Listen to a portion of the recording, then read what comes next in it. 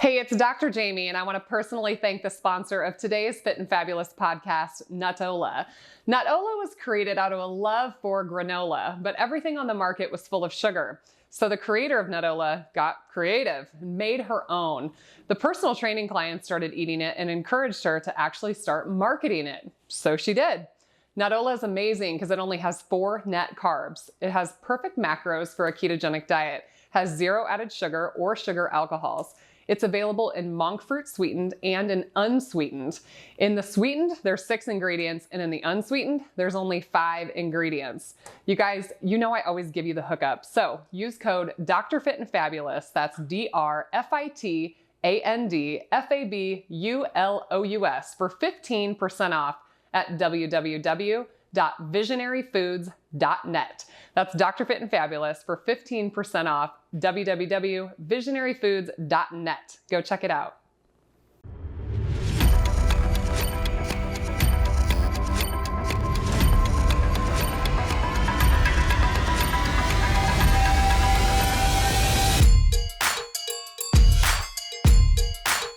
Welcome to the Fit and Fabulous podcast with Dr. Jaime Seaman. Hello, everybody. It's Dr. Jaime. Welcome back to the Fit and Fabulous podcast. I'm so excited that you're here and tuning in with us today. Hey, once again, the best way that you can help us out is every time you download the episodes, when you leave reviews, it really helps all those little algorithms out there to help us gain visibility so that more people can hear these messages and the topics that we discuss. So thank you to everybody that's doing that. And for those of you willing to do it, thank you. Thank you. I have an amazing guest. You guys might have seen a live I did with her recently in the last couple of days to weeks. But Victoria Field, welcome to the Fit and Fabulous podcast. Thank you so much for having me. It's good to see you again, and just appreciate you having me on. Yeah, I can't wait to see you in person. But for those of you who don't know Victoria Field, she's originally from England. She's California raised. Victoria's professional life is eclectic as her roots are. The first 10 years of her career included covering the news as an NBC affiliate TV anchor. She competed as a professional athlete, co-created several fitness businesses alongside her husband, Josh. Victoria's passion for health optimization and nutrition later led to her involvement in cancer research utilizing ketogenic metabolic therapy and co-founding the organization Metabolic Health Initiative. Metabolic Health Initiative is dedicated to providing cutting-edge evidence-based education to scientists, healthcare professionals, and the general public through digital content and live events, including the annual International Scientific Conference, Metabolic Health Summit. And that is where I first got to meet Victoria in person. And I'm so excited. We're going to talk about it. It's coming back this year in Santa Barbara, but MHS was organized by herself, as well as 2 other scientists, Dr. Dominic D'Agostino and Dr. Angela Poff. And they have brought together these progressive physicians, world-renowned scientists, thought leaders to research metabolic health and therapies and the powerful potential of our daily choices. That certainly resonates with me big time. The conference has a mission of revolutionizing science and medicine by refocusing attention on the importance of nutrition and metabolism in treating diseases, increasing the health span, and improving human performance. So if you guys are interested in learning more about Victoria's work and Metabolic Health Summit 2022, which will be in Santa Barbara, you guys go to metabolichealthsummit.com and check it out. Victoria, thank you for being here. Thank you for having me. I'm excited for our conversation today. Okay, so tell us a little bit more about your background and how you ever got, MHS is of course this beautiful creation of your passion and Dr. D'Agostino and Dr. Poff, but tell us a little bit more about why that was an interest to you. Yeah, it's kind of, as you mentioned, my background is, I feel like a cat that's kind of lived like 9 lives. It's been an interesting road, honestly. My career I started in TV news right out of college as a writer, and then went on to be a reporter and anchor, and actually had a big focus around health during that time, covered a lot of your latest science-based stories, and from there really started to develop that passion on the side and created several fitness businesses alongside my husband that allowed us to train athletes, take a deep dive into nutrition science, and just that further fueled my passion around it. Started to compete in the fitness and bodybuilding world, and it really took off. And we, but at a certain point, we kind of got to a place where, while it was so rewarding, we really started to develop an interest in that deeper meaning of metabolic health, and how sort of our, obviously, as you know, the fitness and bodybuilding world is an interesting space. Not all And we healthy. actually, what's that? It's not all healthy. Oh, no, it's not. And what was interesting was we actually developed our businesses based off of the approach of doing it in a more healthy way. So, very, natural way, good quality food sources, not severe, crazy calorie restriction, kind of how I practiced what I did as an athlete myself. We started to help other athletes through our certifications in nutrition and whatnot. And that is actually how we built our business, was around making, fitness and bodybuilding sort of more healthier. And it was really kind of the start of wanting to explore something beyond just sort of the athlete, but really like, how do we look at, human performance, disease, and the power of nutrition in this place.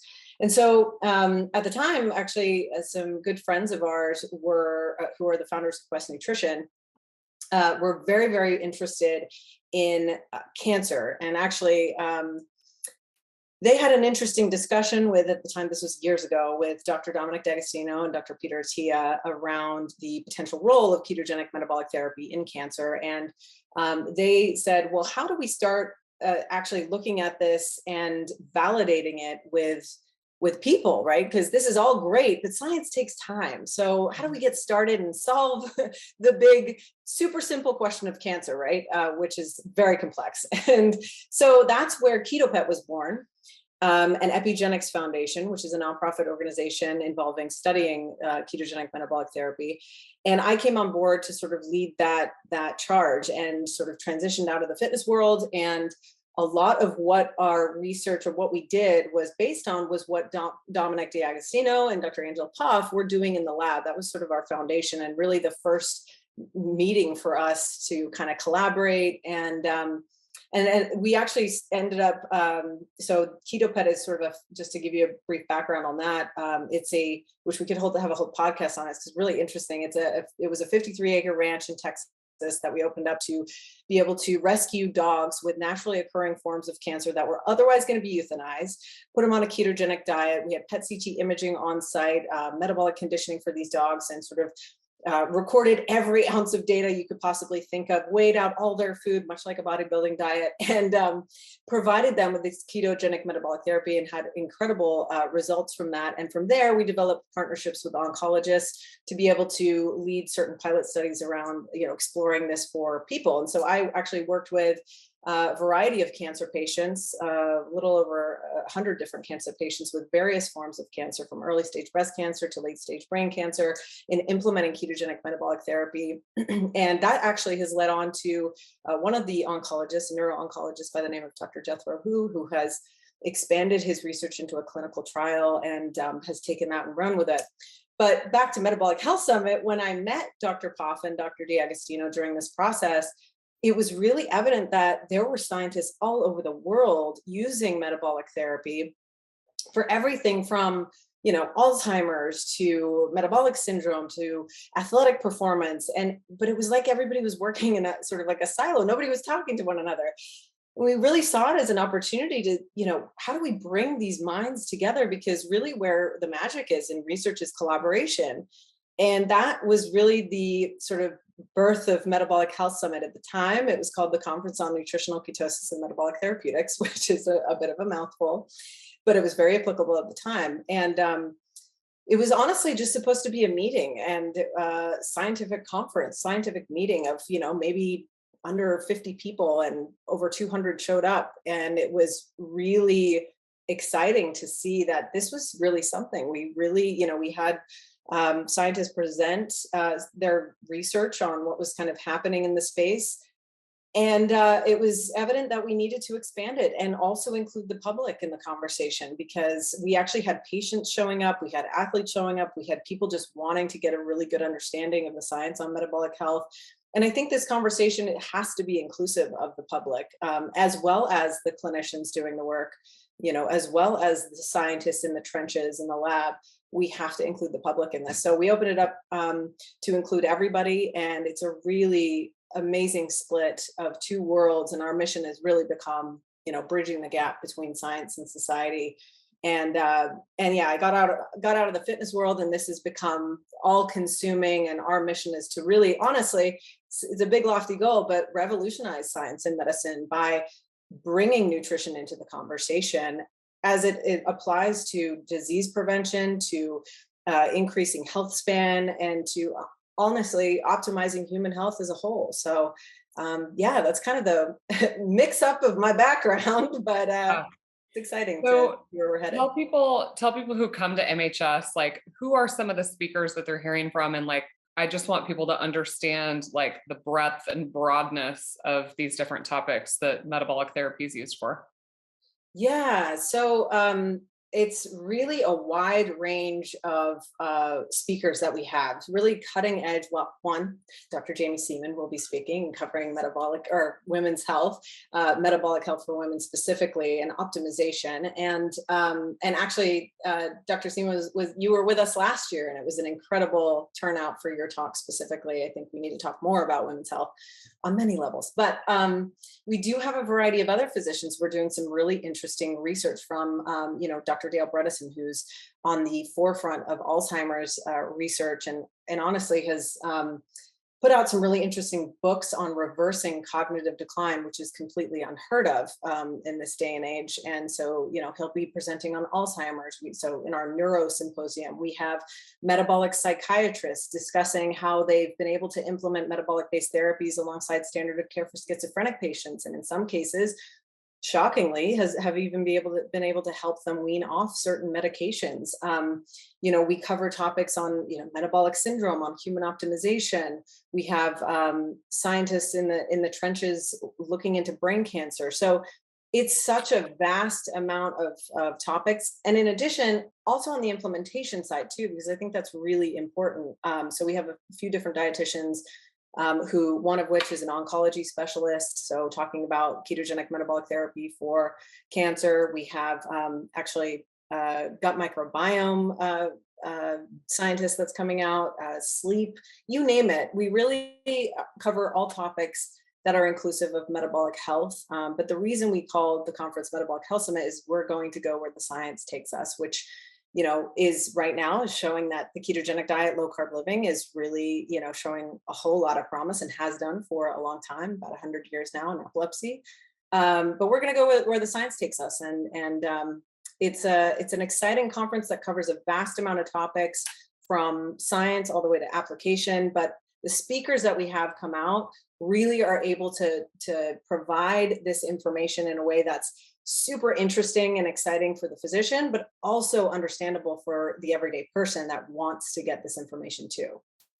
Yeah, it was incredible coming out last year because I'm like, this is the coolest conference I've ever been to, because most Oh, okay. scientific conferences are really stuffy.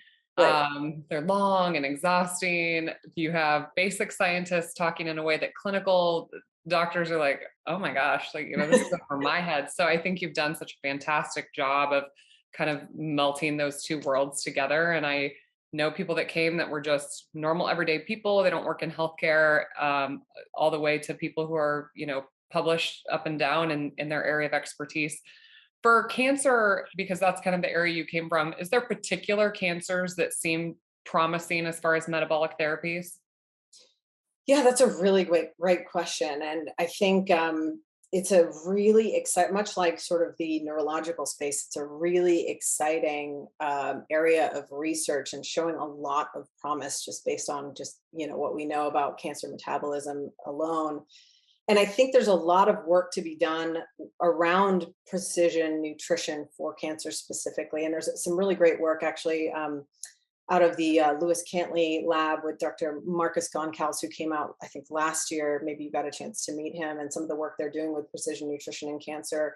And just looking at, because cancer is such a complex disease and everybody is so different. And I really worked with patients from, really early stage breast cancer all the way to rare forms of cancer like synovial sarcomas and, all kinds of stuff. And so I think it's very vast, but there's some promising research, I will say, specifically around brain cancer, much like some of the, I guess, ways that it works within epilepsy, just in terms of ketones themselves being sort of neuroprotective and inflammation in the brain and a variety of other things. I would say the most exciting area and group that we worked with in terms of what we saw with glioblastoma patients, which if you know anything about glioblastoma, the prognosis is really grim. You're looking at maybe a couple of years upon diagnosis. And this is like a shocking, like you one day are normal, the next day you have a seizure, you're in, the emergency room, they run a brain scan, you have a massive tumor, like GBM, and you're dealing with, just this whole complete life shift, and you're facing, mortality in the face. And anyway, it was one cancer that honestly standard of care, while important, unfortunately isn't providing much of an extension of life. And it certainly isn't really improving quality of life, right? So we implemented these therapies specifically, and this is actually Dr. Jethro Hu and LJ Amaral, who's an oncology dietitian out of Cedars-Sinai, have taken this and ran with it since and are showing some really exciting stuff that they'll go into detail at the conference. But you were seeing some people who, I worked with some people who lost their ability to read and regain their ability to read on the ketogenic diet, who, literally didn't really have much function. And I think there's something to both what it might do for the brain itself, and just in terms of like, reducing tumor size and things like that. But even more so, I think the diet for these patients who are dealing with such a difficult prognosis, it gave them something they could do that they felt like they were a part of the treatment program, which was so empowering. And I think that in and of itself provided a really necessary boost in overall ability to be able to kind of move forward in this. So I would say brain cancer is probably one of those most specific and interesting things, because with brain cancer, seizures can come along with that. And we all know that, the ketogenic diet can be hugely effective within the epilepsy space, where drugs fail often, the diet is implemented and stops seizures within, 24 to 48 hours for some people. So I would say from my perspective, that area is really exciting, but there certainly is a lot of research involving precision nutrition for cancer that I think in the next, hopefully 5 to 10 years, it's going to be a bigger part of the conversation upon diagnosis for people. Yeah. Can you just, for our listeners' sake, I think a lot of people think low carb ketogenic diets, they're all the same thing. For these people, when you say like precision nutrition, when you're talking about like therapeutic ketosis, like are these people being monitored for certain levels of ketones? Like what levels are we talking about as far as, metabolic therapy per se? Yeah, it's a totally different ballgame where obviously you're talking about therapeutic ketosis. I mean, with epilepsy, you're looking at like a 4-to-1 ratio ketogenic diet where, 90+% of your calories are coming from fat, right? There's a wide range. Most of the patients that we were working with were on about a 2-to-1 ratio.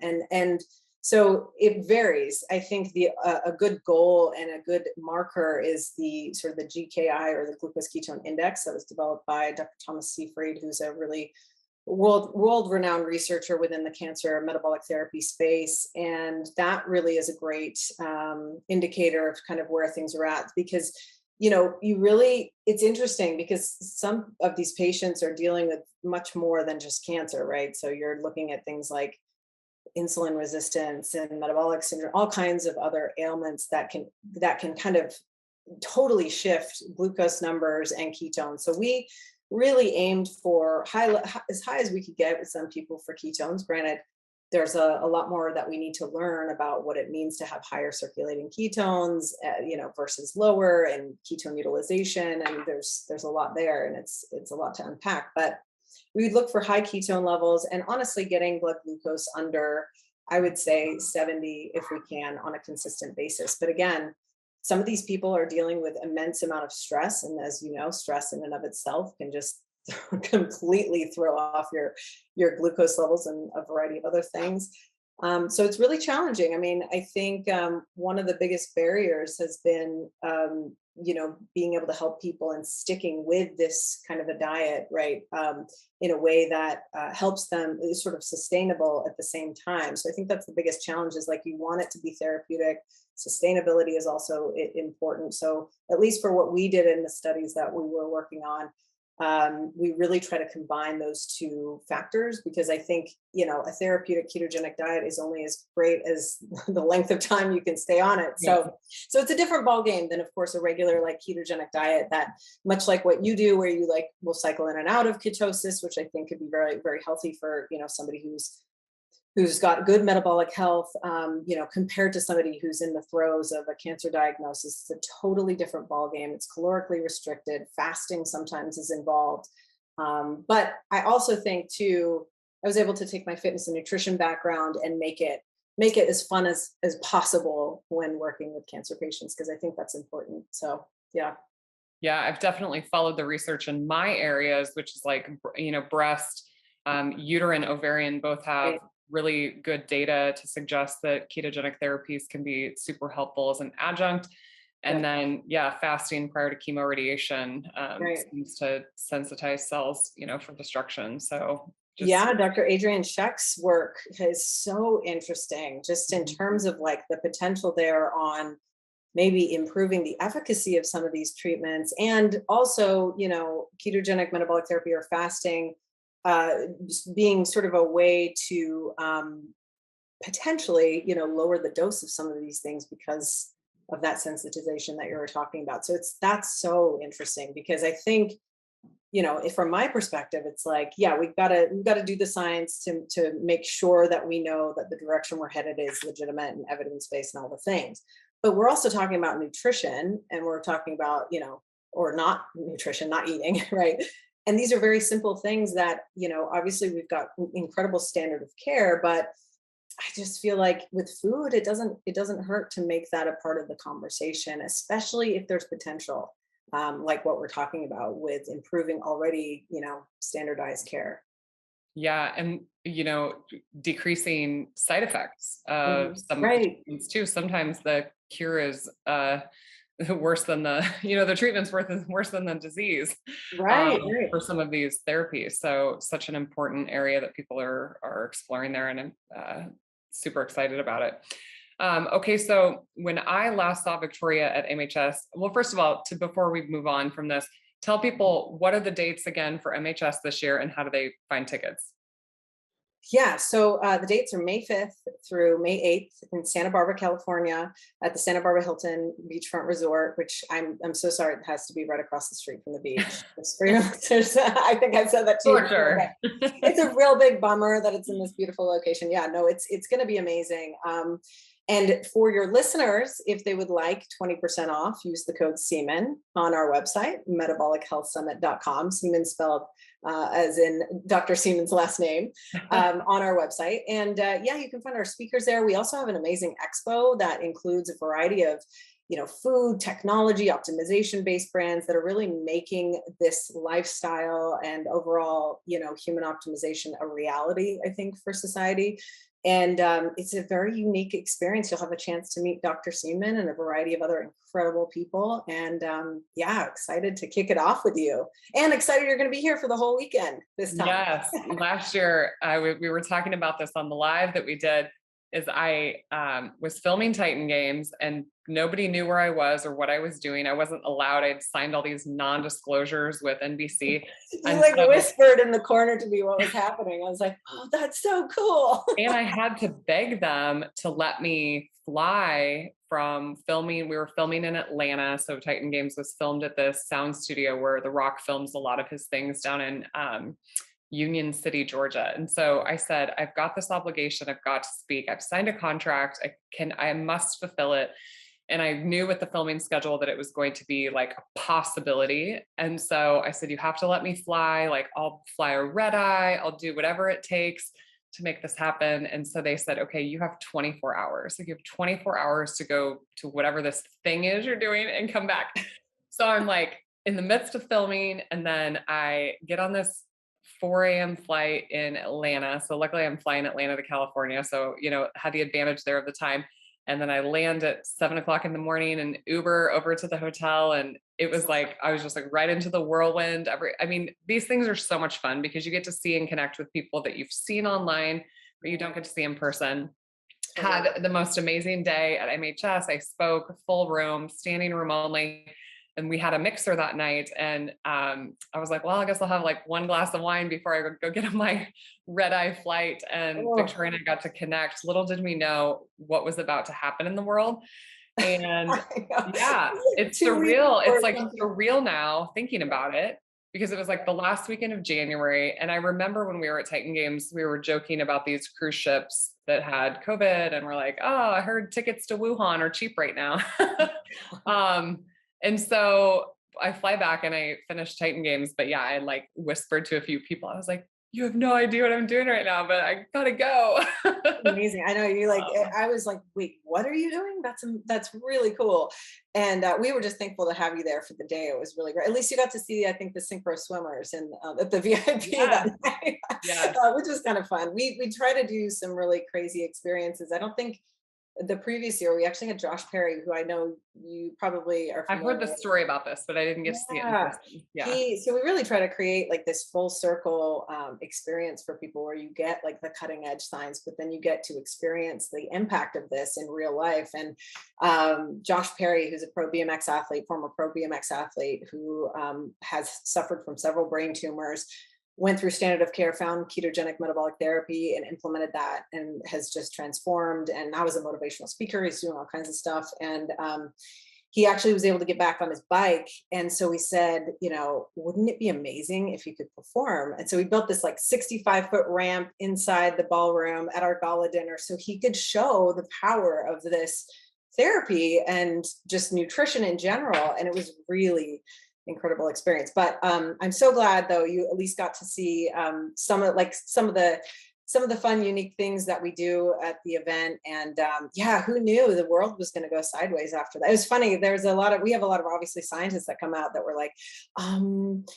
you should really like think about like, is anybody coming in from China and what's kind of going on? And we're like, I'm not really, we're not really worried. And then it was like, the whole world changed and we're like, okay, so we're excited to come back together because it's been, 2021, we weren't able to do it. And so it's going to be, I think people are excited, ready to kind of come together and move this whole thing forward. And now a quick word from our sponsor, That's It. That's It makes delicious, convenient super snacks from only the purest ingredients. If you're looking for a quick snack for yourself or your kiddos that's all natural, non-GMO, and preservative-free, you have got to try these products. In my house, we love the apple and mango flavor, but really, they're all delicious. These snacks are school safe, and they're completely free from the top 12 allergens. They're so perfect for busy families with simple, recognizable ingredients in portable, convenient formats. You can find That's It products nationwide at your Starbucks, at major retailers such as Target, Walmart, Whole Foods, and Costco. You can even find them online at Amazon and at that'sitfruit.com. If you head over to that'sitfruit.com/DrFit and you use my code DrFit, that's DRFIT, you'll get 20% off your first order.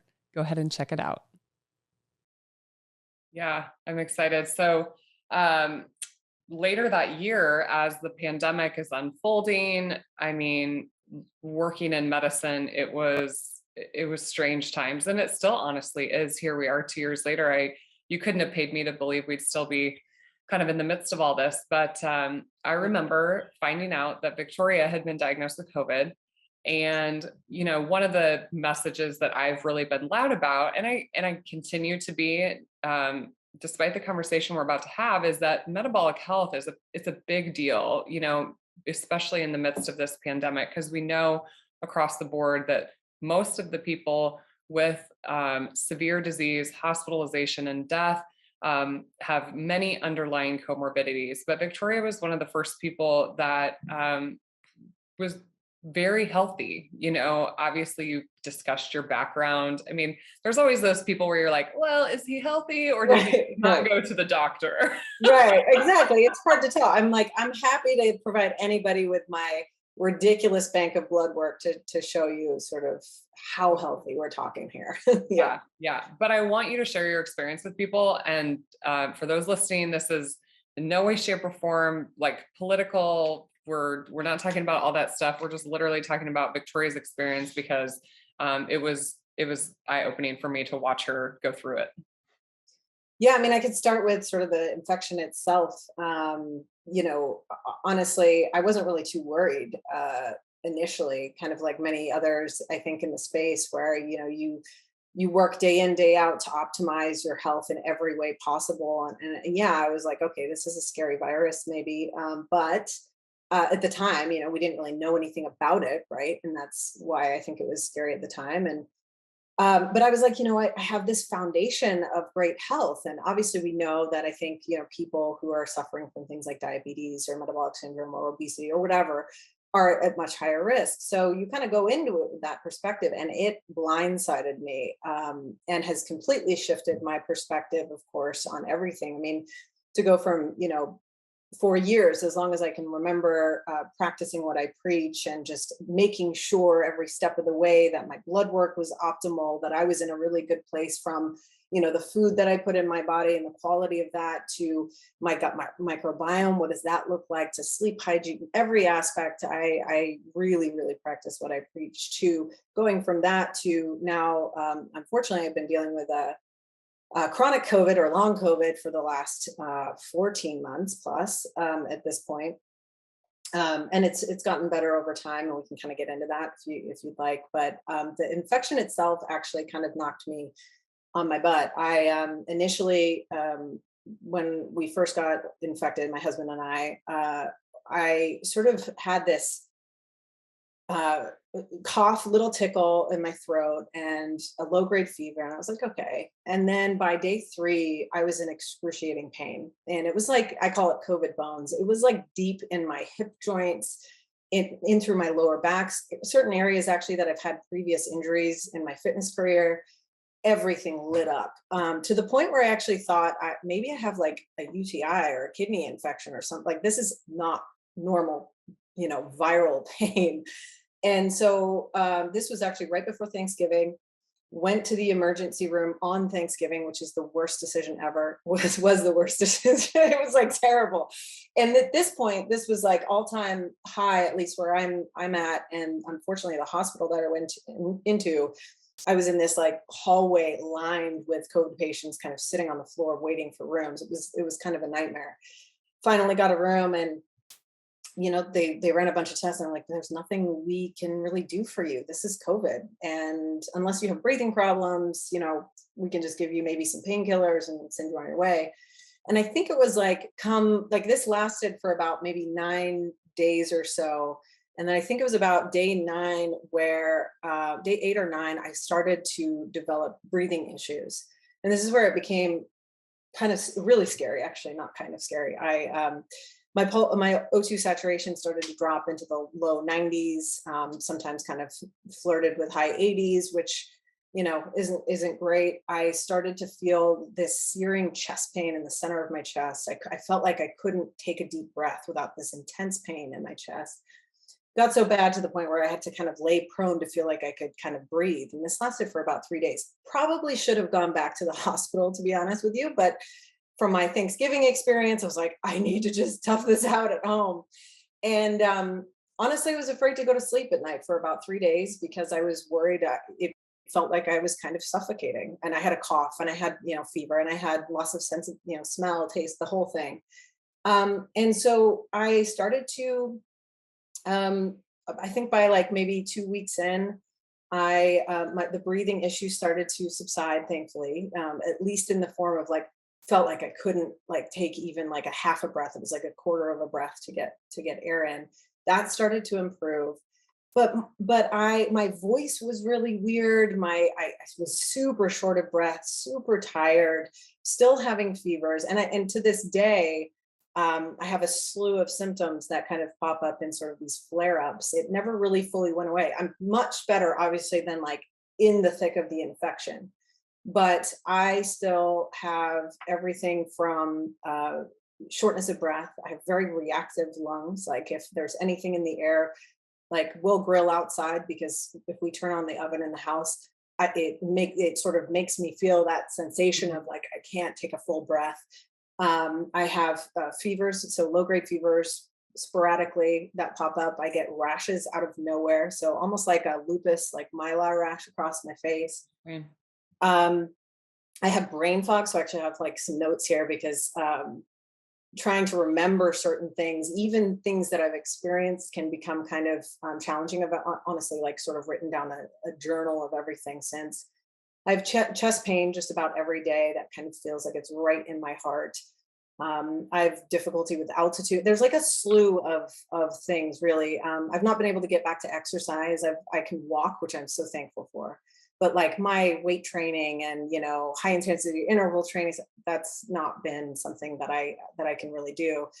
And so, of course, I've started to dive down the rabbit hole of having something that really has no, up until recently, like clinical case definition that we, can kind of put a diagnostic criteria around. I mean, this has like kind of been the wild, wild west, and eye-opening to me in many ways, because I think there's a lot of other conditions out there similar to this that don't have answers. And it's a really scary place to be, especially, I'm just thankful that I did have the foundation of metabolic health that I did going in, because I can't imagine if I hadn't had You'd this probably be dead.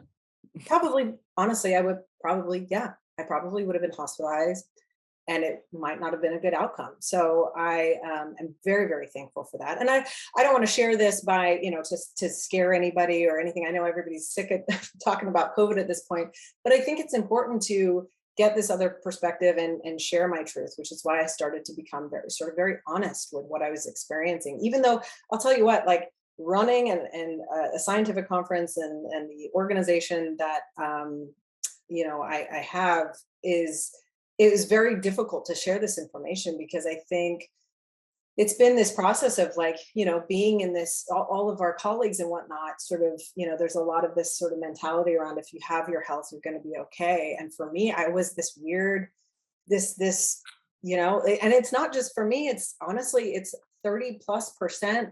I think some researchers are saying, of people who suffer from a COVID-19 infection, at least from what we know with like Alpha, Delta, all of that, Omicron, maybe new Right. I was information. going to say, you had one of the early variants, and I think Yeah, probably maybe Alpha. I don't know at this point. I didn't obviously do the testing you need for that, but but we know that at least, I think the number is, I mean, it goes up to 40%, 60% in some estimations, but we know that people who get the COVID-19 infection will be dealing with some sort of long-term symptoms from that initial infection. And it's interesting, like I think the World Health Organization determines that if after 3 months you have continued symptoms for at least 2 months, then you have long COVID, but the CDC has a different definition. So we still don't have like clarity on what is the definition of it and how do we diagnose it. So that has been a very big challenge to figure it out, kind of alongside a few physicians who have really stepped up to the plate, but along the process, it's been difficult. Yeah. What have these doctors told you? I mean, I know there's been some special clinics that have been set up for long haul COVID patients, and yeah, so it's interesting. I've had everything. I mean, the testing I've had done is kind of ridiculous, in terms of how many different tests I've had done is kind of ridiculous. But pulmonary, from pulmonary to CT to cardiac, stress MRI to stress test to pulmonary function tests. So I've had, my stress test and EKG come back abnormal, as well as my pulmonary function test came back where my gas exchange was much less than what we thought it would be. I mean, it was right around, I think, 70% or in the 70s. So that could explain the breathlessness that I experience on a pretty consistent basis. But most recently, I actually had some really interesting blood work that was sort of this like deep analysis of cytokines and inflammatory cytokines and immune markers that really came back showing many of them were highly activated. And this is like 14 months from initial infection. And by the way, this is pre-second infection, which I had over Christmas. Yay. Thankfully, Omicron, which is what we think or assume I had, was much more mild than the first rodeo. But yeah, I had this blood work done right before that happened. And that came back with a variety of elevated markers that show that I'm potentially dealing with high levels of vascular inflammation. So what's interesting is I've had your traditional inflammatory markers done. So everything from, C-reactive protein to D-dimer to you name it, I've had the blood work done. But until we kind of took a deeper look into my overall immune function and some of these cytokines, I've really had the blood work come back looking great. And my doctors were like, you're great.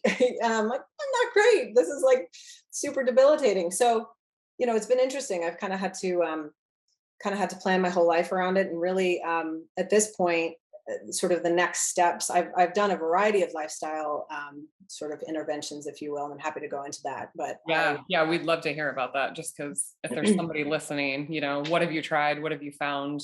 Yeah, It's been modestly helpful. Yeah, I don't know if it'd be helpful to maybe go into some of the theories around what might be causing it, sort of where the research is headed. Yeah. But I can kind of briefly touch on some of the lifestyle stuff I've done first. So prior to getting infected, was on a ketogenic diet, low carb diet, really high quality ketogenic diet. So everything down to, your organic grass fed, the whole bit. But since dealing with long COVID, and we can get into this theory specifically, there's a theory around mast cell activation syndrome, which is something that's not super, it's very much kind of in its infancy in terms of research. So it's not sort of this widely, I think, accepted concept, but there's a lot of really interesting research going on around that. And I've gone on to a sort of a ketogenic antihistamine, anti-inflammation diet that's been pretty intensive. My sleep hygiene, I've stepped it up to a whole new level.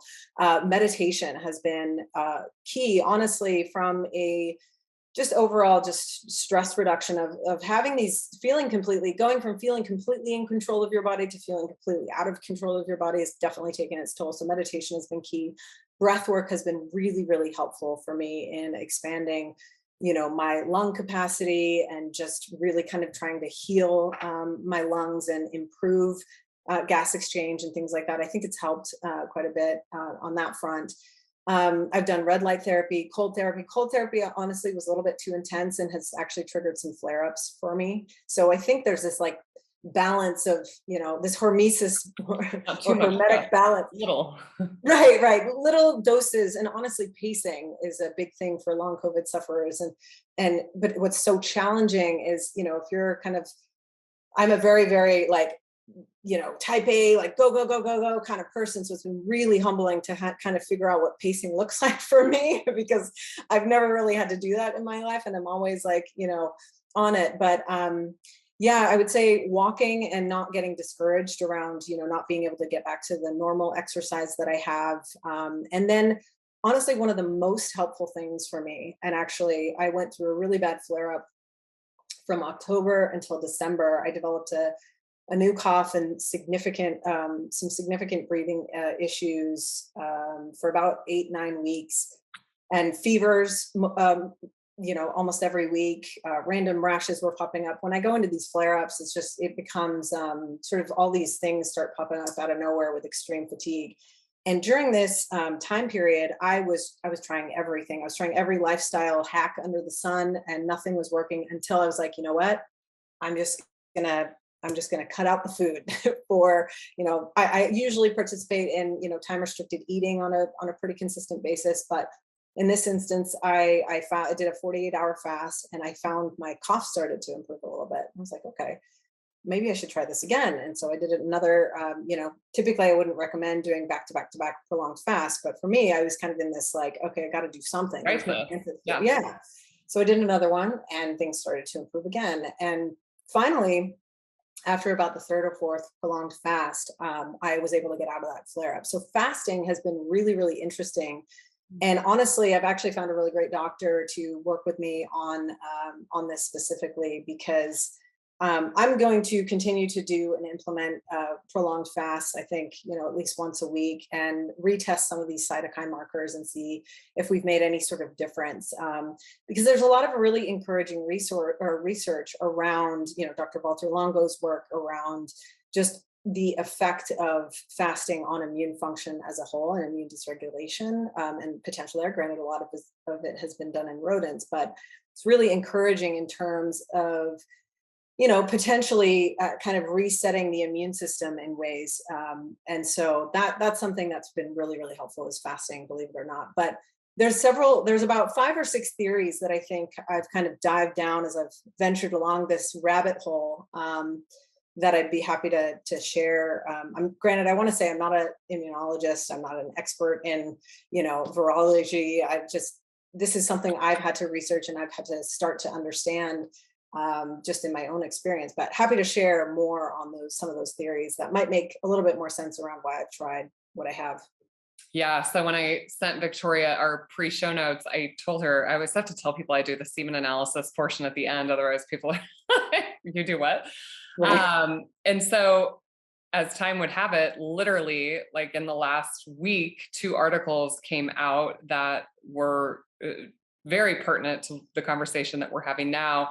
And so, like Victoria had kind of mentioned, so for long COVID sufferers, fatigue, breathing difficulties, and these other debilitating symptoms can persist for weeks or months. And I've personally had some patients, taste and smell has been an issue for a long time.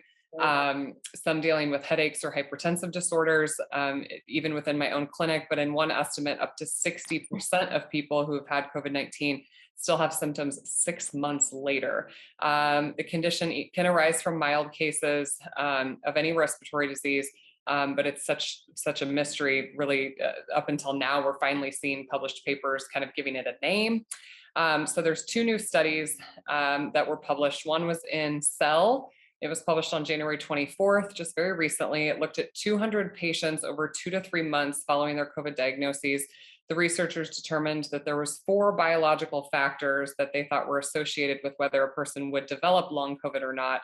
And the factors could point us in a direction of, being able to treat it. But they're now calling this PASC, which stands for post-acute sequelae of COVID. And the first factor that they looked at is the level of RNA in the blood at the time of diagnosis. And the authors say that correlates basically with infection severity. We always kind of heard this buzzword of like cytokine storm, but now they're saying, the presence of this RNA. The second one was the presence of autoantibodies, which I think is what Victoria would love to dive into. And these basically are antibodies that get created during the infection against your own tissues. And we know from other, like type 1 diabetes, we know, why do children develop it? Well, a lot of people think it's maybe after viral infection or after, we know from history that these things can and do happen. The third one was reactivation of Epstein-Barr virus, which can be common. That's mononucleosis, for those of you that don't know what that is. And some people deal with chronic EBV infections, which nobody usually dies of Epstein-Barr virus, but it can be something that can be, relatively harmless to some people and can really be a huge issue for others. And then the last one was type 2 diabetes. And I don't think that's any mystery to anybody. Like I said, I think, Victoria, you probably would have been much more ill had you not been in such a good, metabolic state. And then because I said there was 2 studies, the other one was published in Nature Communications. And they found that there was this antibody signature associated with long-term COVID-19. The study had blood samples from 175 people with SARS-CoV-2 and then 40 healthy controls. The researchers looked at the blood antibody levels during the infection, and then they followed 134 of the participants for up to a year afterward, collecting additional blood samples at 6 and 12 months, and then documenting the symptoms that these patients have. So I would love to hear your thoughts on these 2 studies, because you have gone down more rabbit holes than any of us have, because it's, a personal issue for you. Yeah, I think I think it was really interesting. It's really exciting and interesting research because I think there are a lot of obviously unanswered questions around long COVID, but there are a lot of unanswered questions around other autoimmune kind of conditions, like post-acute Lyme syndrome or lupus or what have you. That I think it's been interesting to kind of see long COVID bring these other topics to the forefront, where many of these patients probably felt somewhat forgotten, right? So I think that's really interesting. What's interesting as well is I think in that same paper, the researchers discuss how they have discovered that obviously, even mild cases, not even just severe cases, can obviously lead to something like long COVID. My case felt a little bit more on the moderate to severe side. Granted, I was not hospitalized, very thankful for that. But I think this has been found to even affect people that are asymptomatic, which is really, really interesting. So yeah, I think it's a step in the right direction. And I think it would be really helpful to know, and studies like this are really important because they allow for us to potentially develop therapeutics when we know, or even just when we know ahead of time, if somebody's at increased risk for developing long COVID, does it make sense for somebody like that to implement certain autoimmune protocols or antihistamines or whatever the case may be? What's really interesting is actually there's a lot of research around H2 antagonists, famotidine specifically right now, just because of the sort of the histamine response that the virus can kind of trigger. But ultimately with that research, I think what's exciting is if we can know who's at higher risk, because I think it's really complex. It's not as simple as like, oh, you're in good metabolic health, great, you should be fine. Like it's really interesting who's developing long COVID, many of which are healthy and truly healthy, not just like this person's healthy and they actually secretly eat I don't know, garbage. But so I think this is a step in the right direction. It touches on a lot of really important theories out there that I think need more development. So some of the top theories that I've kind of dived down, one of which is the whole autoimmunity, autoantibody theory, where essentially the virus can kind of trigger this response where your body, where it sort of attacks your own healthy cells as if they were invaders. It's a really awful, nasty kind of condition. And I think some researchers are actually finding autoantibodies in association with long COVID. There's also the theory around, like I kind of briefly mentioned, mast cell activation syndrome. This has yet to be really studied, but mast cells are really a critical part of our immune system that are usually known for things like asthma and anaphylaxis. They play that role there, but they also play a role in like a protective role for things like wound healing and defense against pathogens. And what they're thinking with this sort of mast cell activation syndrome is that when the virus sort of infects you, for some people, it can kind of cause your mast cells to kind of go into this hyperactive state where these mast cells are just degranulating their mediators, which there's tons of, histamine being one of them, and causing these kind of like allergic-like reactions, like the rashes that I'm having, the breathlessness, things along those lines. So it's really interesting. It's also really interesting because I do have I will go into anaphylaxis with certain foods. So I have this kind of already, even though I'm metabolically healthy in all these ways, I do have a severe allergy to walnuts. So could it be that I already have mast cells that are potentially prone to being hyperactive and shooting out a ton of histamine? Who knows? So that's a really interesting theory that has led me to go on an antihistamine diet, which actually has been quite helpful. In addition to that, there's of course this new theory around microclots. I think a lot of researchers actually since early 2020 have argued that COVID-19 is not only a lung disease, but it's actually something that significantly affects vascular and coagulation blood clotting systems. So, blood clots, of course, can really limit things like gas exchange, causing breathlessness and things along those lines. And while this information and research is really exciting, these researchers actually found various inflammatory molecules sort of trapped inside persistent microclots. The bummer about this and mast cell activation is there's no real like pathology kind of test unless you have like a really fancy microscope with a group of researchers that like there's not really a way to kind of take a look at this. And on on things like a pulmonary CT, microclots aren't going to come back. So that could be another a really interesting theory. Of course, then there's the continued reservoir of the virus itself, whether that be actual live virus in tissues that's kind of hiding out, or viral fragments that are sort of held onto by monocytes or white blood cells that kind of continuously kind of stoke the immune system. That's another theory. Of course, organ damage in and of itself caused by a potential sort of this hypo or hyper inflammatory environment. So these are some of the things that have become very interesting to me that I think show a lot of promise, but there's so much work to be done. And in the interim, of course, all these poor long COVID sufferers, other sufferers. I mean, honestly, I feel lucky because there's some people who are completely bedbound.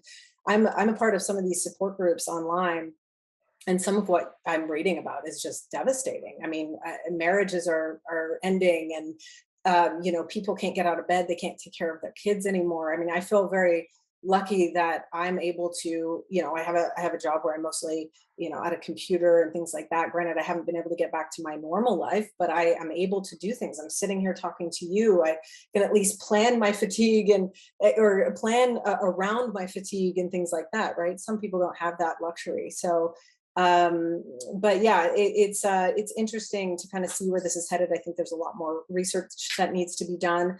And in the meantime, it's been interesting to see the community of long COVID sufferers really come together and share what's working.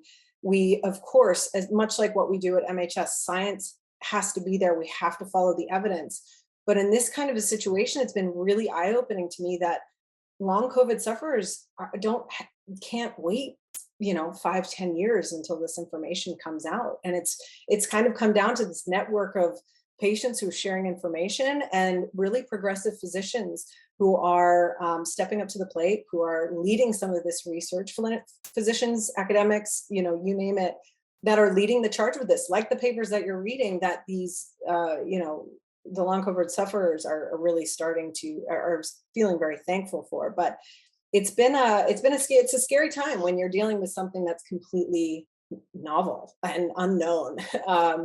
But those are some of the theories. Like I said, there definitely needs to be more research, but it's exciting to see where it's headed. And I think lifestyle, 1000% is one of the most impactful things in helping deal with the long COVID symptoms. And even though it's not completely reversed it for me yet, I do feel really confident that we're headed in the right direction. Have some of the people in these groups been doing fasting or metabolic therapies as well? Do you feel like that's like an area that really could be helpful? Yeah, actually, there's specific groups. One in particular that comes to mind that I joined. It's interesting. I started to do prolonged fasts before I found this group, and then I happened to stumble across this like long COVID prolonged fasting group on. It was so There is random. literally a group for There's everything. a group for everything. You can find a People lot who of garden them on Tuesday. totally.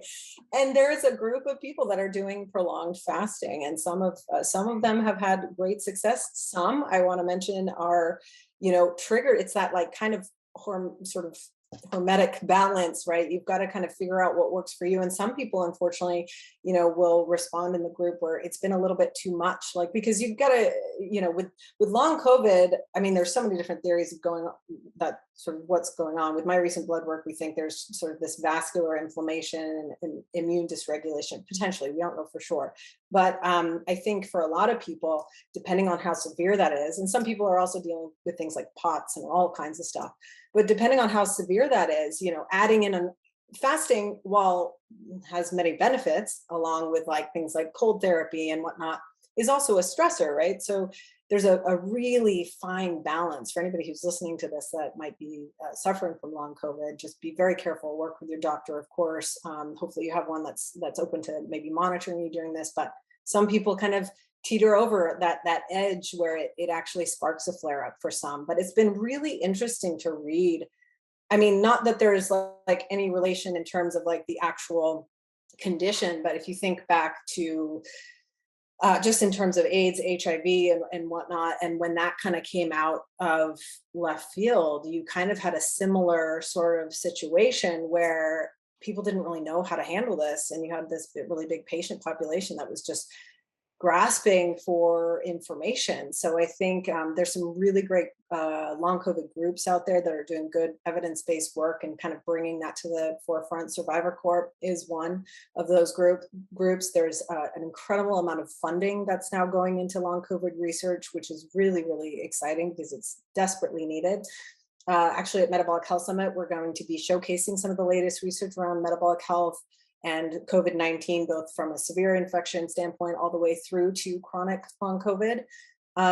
So yeah, I think we're really got to continue. And that's why I'm thankful for you chatting with me about it, because I think it needs to be talked about more. I mean, if you can imagine how many people at this point have been infected, even if it was 10% of those people, that's a lot of people dealing with this chronic condition. I mean, if you're looking at 30, 40%, that's a lot of the population that is, that can be suffering from symptoms long term. That I think this could be another sort of public health crisis. I know at least there's a lot of people looking for help and answers, and that's why you're seeing all these clinics pop up.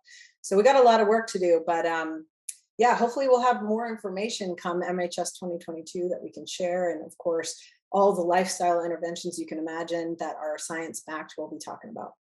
Amazing. Yeah, you guys can follow on my social media. I'll share all the tidbits I can at MHS from all these amazing thought leaders. And Victoria, thank you, because I know this is a level of vulnerability to talk about this publicly and share, but I know you're doing it out of the heart of helping other people who are in your position. So thank you for doing that.